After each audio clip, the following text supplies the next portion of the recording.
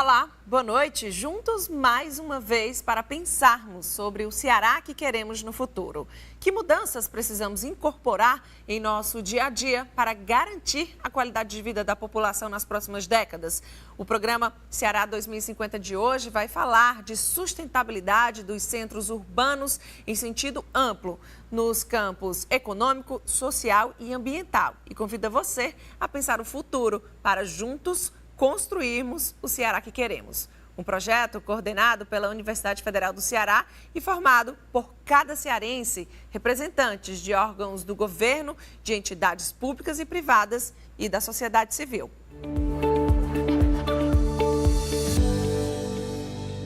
Até 2050, estima-se que 2/3 da humanidade habitará áreas urbanas em todo o mundo. E as grandes cidades tendem a ser cada vez mais problemáticas. Os desafios são inúmeros: infraestrutura, mobilidade, qualidade de vida, custo de vida, logística, governança. Diante dessa expectativa de crescimento, a ocupação do território requer o planejamento urbano integrado e compartilhado de esforços para garantir que as cidades do futuro sejam mais conectadas e sustentáveis. Neste aspecto, tanto o setor público como o privado contribuem para construir o modelo ideal de gestão das cidades. Uma iniciativa que o governo do estado do Ceará está realizando juntamente com a UFC, a Universidade Federal do Ceará. Para falar sobre as estratégias de governança metropolitana e a participação social na plataforma Ceará 2050, está aqui com a gente os professores doutores Joaquim Caieiro, do Instituto de Ciências Sociais e Políticas da Universidade de Lisboa, e Javá Torres, do Programa de Pós-Graduação em Administração da Universidade Estadual do Ceará, a UES. Sejam bem-vindos. Muito obrigado. Bem-vindos ao Ceará 2050. Eu começo aqui hoje, então, agora, com o professor Joaquim Caieiro, que traz de Portugal uma expertise importante nessa área, não é mesmo? Eu começo perguntando como esse novo modelo de gestão das cidades pode mudar e melhorar a qualidade de vida das pessoas. Bom dia. Em Portugal, e sobretudo em Lisboa, a área metropolitana de Lisboa e a área metropolitana do Porto, que são duas regiões que abarcam uma 17 municípios e outra 18 municípios, têm vindo a tentar soluções para gerir o problema das cidades, sobretudo as mais importantes, Lisboa e o Porto. O caso de Lisboa, e o Porto também começa a ser, tem sido paradigmática uma questão que é a da chegada de muitos turistas que assolam, quase podemos chamar-lhe assim, a cidade de Lisboa e a cidade do Porto, e os poderes públicos têm tido alguma dificuldade nesta gestão, porque começa a haver alguma conflitualidade, entre aspas, não é? Entre os residentes e as pessoas que vêm, não é? Fazendo com que os residentes ou saiam dos seus espaços tradicionais, percam os espaços tradicionais, sendo ocupados por estas pessoas que diariamente vêm para a cidade de Lisboa e para a cidade do Porto. Isso tem levantado questões, tem levantado algumas questões, nomeadamente na questão, sobretudo, na tentativa de gerir e de solucionar estas dinâmicas, não é? Porque não tem sido fácil.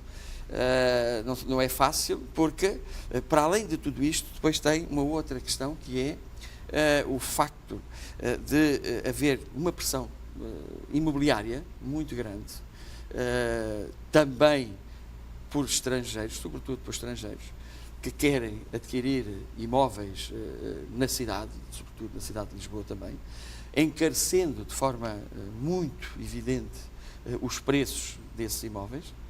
E, portanto, colocando depois, neste momento, a cidade de Lisboa quase ingovernável do ponto de vista dos residentes, não é? Manterem a sua relação com a cidade. Os custos da habitação passaram a ser extraordinariamente caros, na compra ou no arrendamento. Em zonas tradicionais, muito escolhidas por estas pessoas que querem adquirir os seus imóveis, vão pressionando para que os residentes sobretudo idosos, com menos poder económico, menos poder político, menos poder social, não é? Que tenham que sair dessas zonas, a maior parte deles têm casas arrendadas, portanto, têm que sair para que os novos adquiram essas casas e arrendem essas casas, mas sobretudo venham adquirir essas casas. Não é? E isso tem levado aqui a que os residentes saiam das zonas centrais da cidade, mais tradicionais, que vão sendo ocupados, sobretudo por estrangeiros que vão comprando essas casas. Não há uma estratégia ainda que eu tenha conhecimento, uma estratégia efetiva, não é, de tentar resolver esta questão, até porque, de alguma forma, tem sido interessante, e foi interessante, de uma forma geral, para o governo português, esta questão, porque isto está muito ligado com os visto gold, não é? A possibilidade de as pessoas adquirir, quem compra uma casa por um determinado preço, sobretudo 500 ou 600 mil euros, não é? Tem direito imediatamente à cidadania.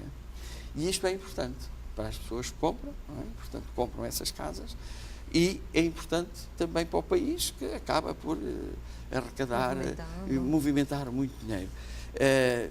Ingleses, franceses, sobretudo franceses, também. Vietnamitas, uma coisa interessante, o ano passado foram os vietnamitas que compraram mais casas e tiveram mais vistos gold em Portugal. Uma coisa incrível, mas não consegui ainda perceber porquê. Foram os vietnamitas que estavam claramente acima, brasileiros também, sobretudo, que vão à procura dessas casas, têm os vistos gold e passam a ter eu estava a dizer que não percebi, mas de certa forma percebi porque é que os vietnamitas e outros à volta compram e entram na União Europeia. O facto de estarem em Portugal, estão na União Europeia. Sim. O facto de estar na União Europeia, têm o espaço todo da União Europeia para realizar o seu negócio a partir de Portugal ou não, tendo visto de Portugal, entram em qualquer um dos espaços da União Europeia, sem mais problema. E, portanto, a entrada entra para Portugal e, a partir daí, tem a cidadania portuguesa e tem todo o espaço da União Europeia para fazer os seus negócios e realizarem os seus negócios. Mas essa é uma das questões importantes para eles.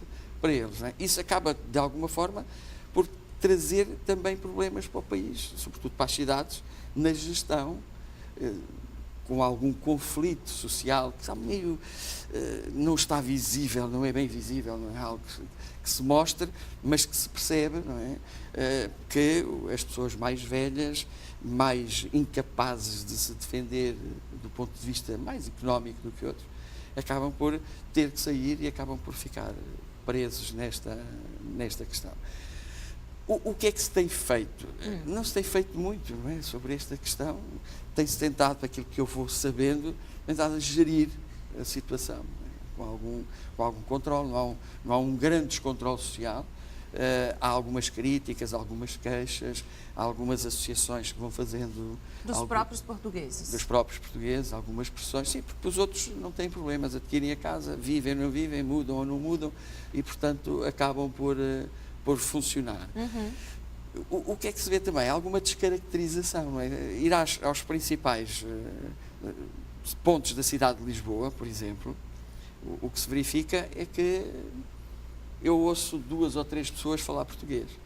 O resto são estrangeiros que andam a circular por aquelas zonas históricas, menos históricas, e acabam por circular nesses espaços.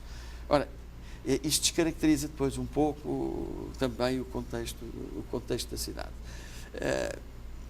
As políticas públicas orientadas para este fim, não conheço ainda nenhumas, vamos falar, a cidade de Lisboa vai fazendo algumas medidas, poucas, de proteção a estas questões, e vamos pensando coisas sobre isso, mas não há muito mais para dizer em matéria de intervenção direta nestas questões. Professor Javá, o que seria essa governança metropolitana? Como lidar com isso, digamos assim, essas questões, né, apontadas aqui pelo Joaquim? Como lidar com isso? Primeiro tem uma questão de vínculo. Eu trabalho vinculado à Universidade Estadual do Ceará, no programa de pós-graduação, mas sou professor da Universidade Federal do Cariri, né, no sul do estado. E essa discussão em torno de governança metropolitana é algo que tem nos interessado lá de modo particular por alguns professores que têm interesse na temática da urbanidade, do planejamento urbano, não é? Ou outros em torno da discussão das inovações sociais em cidades, e isso nos fez enxergar nos últimos anos, pesquisando isso, que no Brasil, 5 anos para cá, está sendo criado um marco jurídico, né, institucional, para que se encare o tratamento a ser dado às regiões metropolitanas seja um tratamento diferenciado àqueles dados por parte dos governos federal ou estadual às cidades isoladas, aos municípios que não compõem uma região metropolitana. Uma vez que situações como essa apresentada pelo professor Joaquim em uma cidade, mas na verdade se fala nessa cidade como Lisboa, ou como Fortaleza, ou como Juazeiro do Norte, como marco. Sim. Mas os problemas dessas cidades, eles impactam e são impactados por questões de outros municípios, diretamente falando de municípios que compõem a região metropolitana, né? Claro que ultrapassa até mesmo a região metropolitana, mas nesse ambiente da região metropolitana é necessário que se constituam órgãos de gestão para tratar exclusivamente de problemas que são metropolitanos. São problemas que dizem interesse a toda uma região. Quando a gente fala, por exemplo, no caso da região do Cariri, se eu pensar nos aspectos do turismo, eu tenho um conjunto de municípios, né, que formam a região, que de uma forma ou de outra, em uma modalidade ou outra de turismo, eles são atraentes e mobilizam as pessoas a irem visitar. Se a questão é tratada de forma metropolitana, vamos dizer assim, você vai perceber, isso eu digo até de modo contínuo lá, Juazeiro do Norte eu diria que tem uma restrição de... Qual é a atração de Juazeiro do Norte? É o Padre Cícero, sim, é a Romaria, é o religioso. Acho que às vezes Juazeiro do Norte se prende em fazer um esforço de se vender como turístico, mas eu vejo que há essa limitação.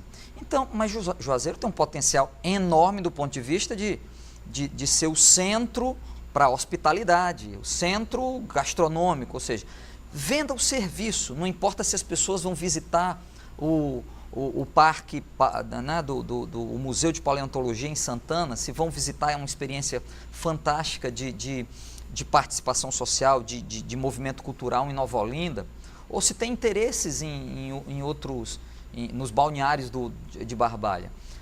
Agora veja, se cada município trata a questão do turismo na região metropolitana de maneira isolada, eles vão estar disputando recursos, eles vão estar se enfrentando por algo que se trabalhassem de modo colegiado, a questão todos ganhariam, né? Todos conseguiriam, de um projeto comum, atrair recursos federais, e aliás, dentro desse marco institucional que eu falei, desse marco legal, o governo federal cada vez mais vai transferir recursos para municípios em região metropolitanas de modo colegiado, ou seja, os municípios têm que definir coletivamente como eles vão aplicar e não mais pensar isoladamente. Esses municípios que compõem a região metropolitana. E o caso do turismo é um caso particular, né? Mas você vê que esses problemas eles acontecem em outras áreas. Há algum tempo, o governo federal tem recursos para investir nesses aterros sanitários que devem ser feitos de modo consorciado. Não dá para cada município ter um, né? Mas os municípios continuam brigando e tem o componente político, que é o aspecto de que por que eu vou colocar dinheiro, né? Como é que eu vou falar para o meu eleitor que eu estou colocando dinheiro da cidade do Crato num aterro sanitário em Juazeiro. E aí você pensa em hospital também, um hospital regional, né, que isso é até um dado interessante, porque do ponto de vista da saúde, foi construído um hospital regional, esse hospital está estabelecido em Juazeiro do Norte. Claro que o Barbalha tem é reconhecido como, em algumas especialidades médicas, eu diria que comparável até com o que se tem aqui em Fortaleza, ou até superior, é bem assistido do ponto de vista da traumatologia e do tratamento do câncer, né, também. Mas é nessas ações, é nessa hora da preocupação com os problemas de uma região, que se tem que constituir verdadeiramente um órgão de gestão para dar tratamento metropolitano e, acompanhado disso, se construir instrumentos de governança para controlar, para monitorar, né, para decidir, né, eu diria, para verificar se a aplicação dos recursos, se as decisões que estão sendo tomadas por esse órgão de gestão estão sendo feitas da maneira bem investigada, né, atendendo o coletivo. Então, o ambiente da governança é esse ambiente, não é um ambiente só de fiscalização, mas é um ambiente que envolve como a sociedade participa desse momento de decisão, se ela não participa efetivamente da decisão, como é que ela monitora essa decisão. Então, é algo que nós precisamos, inclusive, nos educar e mudar um pouco dessa nossa cultura de preocupação com o município, de preocupação com o teu umbigo, né? Essa cultura de se preocupar mais, de ter um senso mais de sociedade, de coletivo, que a governança metropolitana exige. E aí é um grande desafio da nossa sociedade, porque eu diria que nós não temos isso, não vivemos isso, né? Há uma preocupação com o outro quando a gente tem grandes catástrofes naturais, né? Até de certa maneira de ser solidário ao outro, mas de uma forma geral de se pensar enquanto sociedade. Você não tem, basta você sair no trânsito, você vai no carro, olhando aqui, o carro da frente, o cara está jogando uma lata, um papel, então demonstra claramente que ele não está preocupado com... E o pior, né? No dia anterior, você pode ter tido um alagamento em função dos bueiros estarem entupidos, mas o cara não raciocina sobre isso, entendeu? Então, é um processo longo, né, para implantar um projeto de governança metropolitana numa região. Professor, o ideal, né? O ideal não, assim, o indicado seria assim, você pega uma região que não está muito popular ou que está faltando colocar alguma coisa ali e você começa a trabalhar o potencial daquela região, ou você já trabalha a região que já está desenvolvida para que as próximas ali, as proximidades dessa região usufruam desse potencial, ou você, né, apostar no novo em uma região que não está muito desenvolvida? Veja, Natália, eu percebo que assim, não há necessariamente uma receita, né? Se a gente pegar as 3 regiões metropolitanas do estado do Ceará, o Cariri, Sobral e Fortaleza, você tem tempos diferentes de formação. Fortaleza tem 40 anos de região metropolitana, né? O Cariri tem 10, Sobral tem 5 ou menos. Né? Então, eu diria que mesmo Fortaleza, com esse tempo todo, ainda não se percebe os 19 municípios, porque ela foi se ampliando, hoje são 19 municípios, não se percebe pensar coletivamente. Assim, você tem uma cidade, ou 3 cidades, Maracanaú e Caucaia, com um PIB elevado, mas um conjunto de cidades que dependem muito disso. Então, assim, eu não diria que nós temos homogeneamente uma região desenvolvida, né?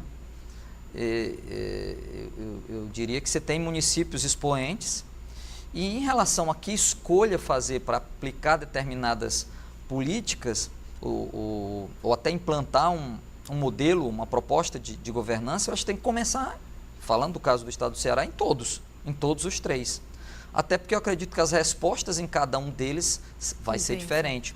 Talvez, se nós pensarmos em alguma, nessas 3 regiões, o alinhamento que se pode ter, ou a preocupação que hoje os governantes, os prefeitos, já perceberam que eles precisam ir além do discurso convencional demagógico, que a população já está um pouco mais atenta, né?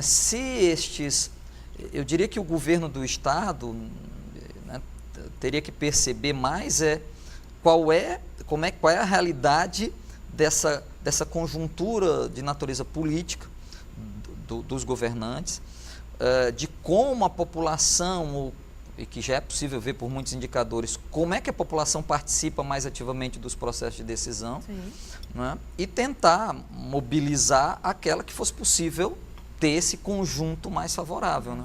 Mas não necessariamente pensar essa está mais desenvolvida ou a outra, né? Porque os tempos de respostas vão ser diferentes, tem muitos outros variáveis presentes aí.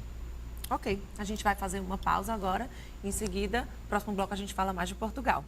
Você continue com a gente que daqui a pouquinho a gente volta com mais Ceará 2050.